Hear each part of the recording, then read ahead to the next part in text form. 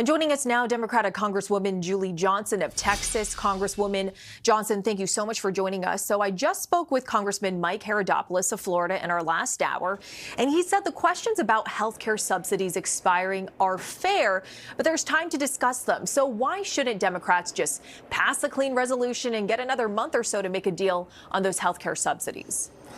Well, his characteristics of the deadline for health care is just not accurate. The new notice letters for health care premiums go out tomorrow.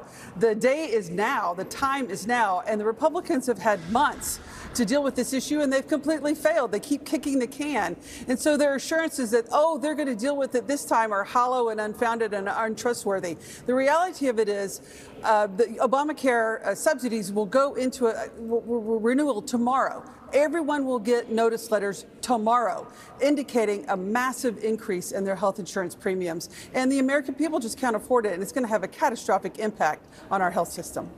And Congresswoman, I want to get your take on what Senate Majority Leader John Thune had to say on Sunday about this looming shutdown. Take a listen.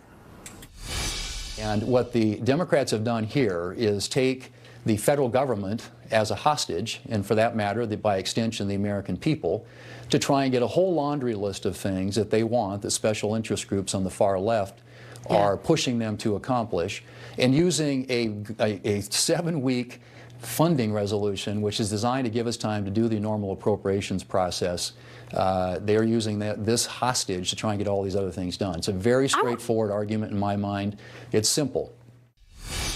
So Thune is accusing Democrats of taking the American economy hostage here. How would you respond to him? You know, it's almost laughable. The Republicans are in charge. They control the Senate, the House, and the executive. They have all the tools and levers to get a budget process done through the appropriate time. They know the calendar. They have known this deadline is coming since January. We've all known this deadline is coming. And they also know that Democrats are absolutely 100% committed to ensure that Americans have health care in this country. And they put forth a budget that they knew we could never support. And so this is all on them. If they really wanted to get a budget done, they would have come to the table within the negotiating time frame, put a budget together that they knew Democrats could vote for. But they know we will not tolerate for Americans, millions of people in this country losing their health care starting in January. And when they just can't afford it, we have to stand up, and the time to fight is now. We are now less than 12 hours away until the deadline, and as many as 4 million federal workers could go without a paycheck. I've also been speaking to WIC and those who receive those benefits, and they say they've got about a week or so before women and babies could start losing their benefits. Is this shutdown worth the risk here? Well, this is all, again, on Republicans. They are in control, and this shutdown is on them.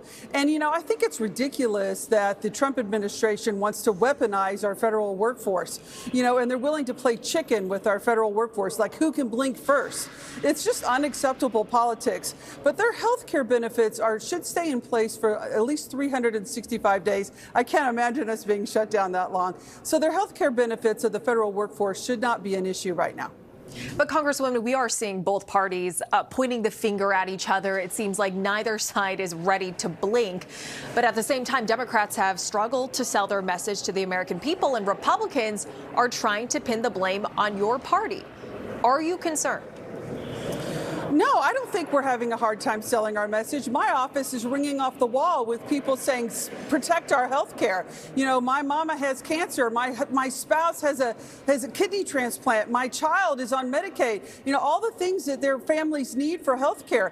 And the reality of it is, if you are, let's say, a family making $85,000 a year, your health premiums starting tomorrow, let me add, you'll get a notice that your health premium is going to go from about $7,000 to almost $22,000. That is unacceptable in this country. People cannot afford that. Our health systems are going to crumble, medical clinics are going to close, and it's going to be catastrophic. So Democrats are holding the line because our constituents are asking us to. They're demanding of it, and we are not going to back down. And I wanted to ask you about your constituents. Are they drawing the connection between this healthcare fight and what that means for them? Because I was actually just in Wisconsin speaking to voters, and while several people expressed concerns about what's going to happen to Medicaid, to their health care, they weren't necessarily connecting that with the battle that is going on Capitol Hill. Well, you know, my folks are. I think we've been reaching really hard to communicate with our constituents.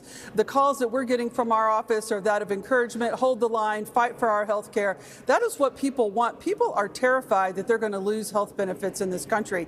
And like I said, you know, people have ongoing health needs that they need to have tended to, and the ACA tax credits make it accessible. You know, these benefit small employers, independent workers. These are folks who are the vast majority of employers in this country. Most people don't work for large companies, and they get their health insurance through these marketplaces. And so this is a benefit that the American people are demanding, and the Republicans are willing to just throw it away. And they're trying to blame Democrats because we are not accepting this bill that they are trying to cram down our throats. And they don't like that we're not stepping in line. But we're not doing it because the American people are demanding that we fight for their health care, and that's exactly what we're doing. Democratic Congresswoman Julie Johnson of Texas, thank you for joining us. Absolutely.